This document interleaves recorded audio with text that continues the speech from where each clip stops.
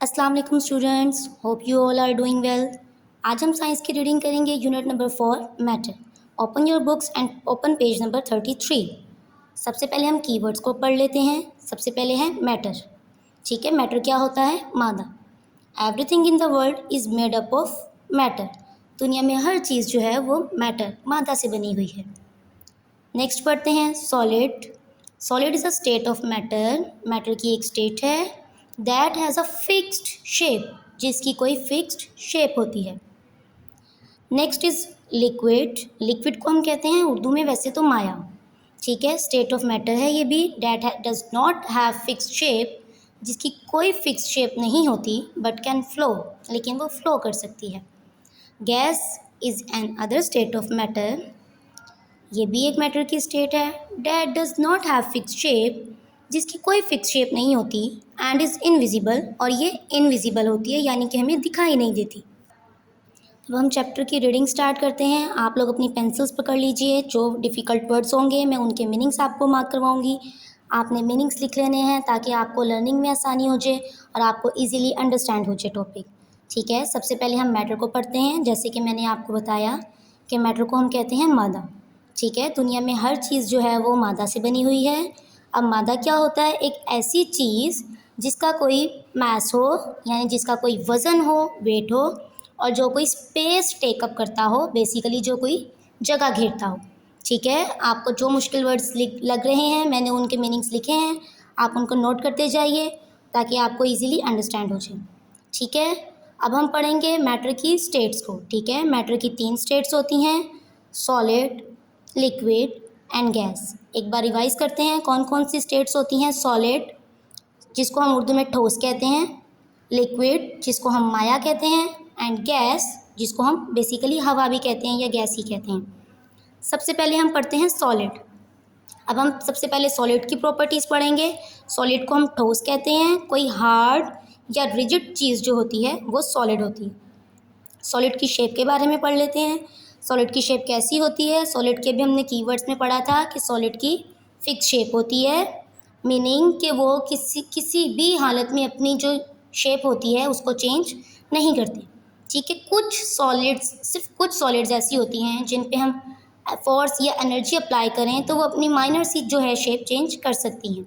ठीक है, next one is space. अब हम उसकी स्पेस के बारे में पढ़ लेते हैं।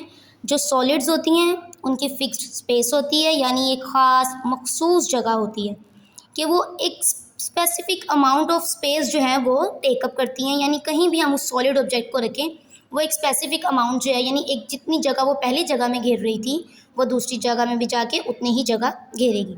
ठीक है, सॉलिड्स की एग्जांपल देख लेते हैं। जैसे हमारे पास रॉक्स होती हैं, पत्थर वगैरह, वुड, लकड़ी की चीज़ें या टॉयज़ होते हैं, वो बेसिकली सॉलिड होते हैं। और भी बहुत सारी एग्जांपल्स हैं सॉलिड की। आपने अपने इर्द गिर्द एग्जांपल्स देखनी है सॉलिड्स की, आइडेंटिफाई करनी है, अपने पेरेंट्स से पूछना है कि कौन सी चीज़ सॉलिड है, और डिफरेंट स्टेट्स हम जो पढ़ेंगे उन सबको आपने देखना है।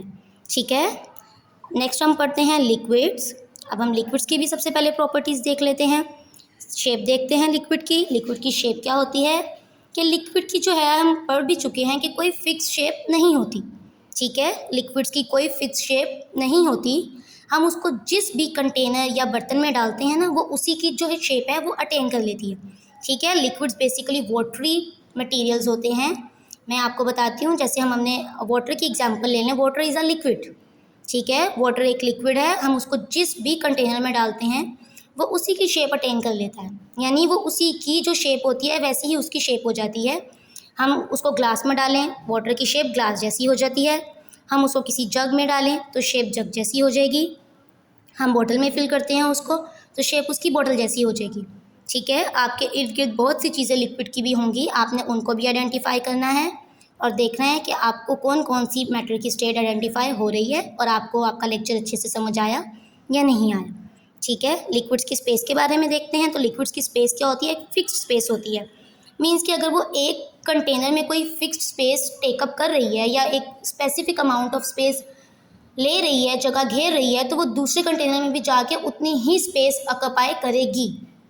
ठीक है, जैसे ग्लास में अगर हमने एक हाफ ग्लास फिल किया है वाटर का, उसने आधा ग्लास फिल किया है, हम उसको बॉटल में फिल करते हैं, तो वो जो आधे ग्लास जितनी अमाउंट थी ना वो बॉटल में जाके उतनी स्पेस को फिर से ऑक्यूपाई करेगी। ठीक है, लिक्विड्स की कुछ एग्जांपल्स हम बुक में भी देख रहे हैं, जैसे वाटर की एग्जांपल मैंने आपको दी। मिल्क, आप मिल्क भी देखते हैं, वो भी एक लिक्विड की एग्जांपल है। पेट्रोल, आप जो जाते हैं देखते हैं पेट्रोल वगैरह, वो सारे भी लिक्विड्स में ही आ जाते हैं। ऑलराइट, यहाँ तक आप सबको समझ आ गया होगा, मुझे उम्मीद है आप सब वर्ड्स मीनिंग्स नोट कर रहे होंगे ताकि आपको ईजिली अंडरस्टैंड हो जाए।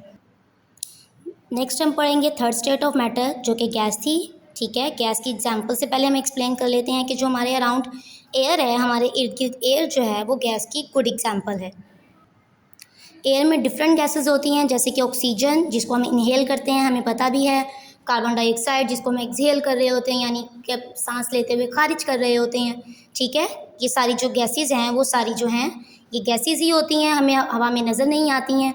ठीक है, इनविजिबल होती हैं और ये इजीली मूव कर सकती हैं। ठीक है, अब हम गैसेस की शेप के बारे में पढ़ लेते हैं। तो जैसे कि हमने लिक्विड्स में पढ़ा कि लिक्विड्स की कोई स्पेसिफिक शेप नहीं होती, तो गैसेस की भी कोई स्पेसिफिक शेप नहीं होती। हम उसको जिस भी कंटेनर में डालें, गैस जो है वो उसी की शेप अटेन कर लेती है। Next one is space. अब गैसेस की स्पेस क्या होती है? जो गैसेस होती हैं वो इर्द गिर्द फैल जाती हैं और जिस भी स्पेस में वो फैलती हैं उसको वो फिल अप कर देती हैं। अगर हम बलून की एग्जांपल लें, जो हम बलून में एयर फिल करते हैं वो स्प्रेड हो जाती है, वो फैल जाती है। ठीक है, मैंने मीनिंग भी मेंशन किया हुआ है, स्प्रेड होने का मतलब होता है फैलना।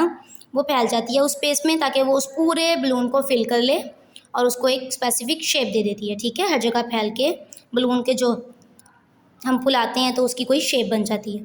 ठीक है, ये हमने सारी स्टेट्स ऑफ मैटर और मैटर को आज हमने डिस्कस किया।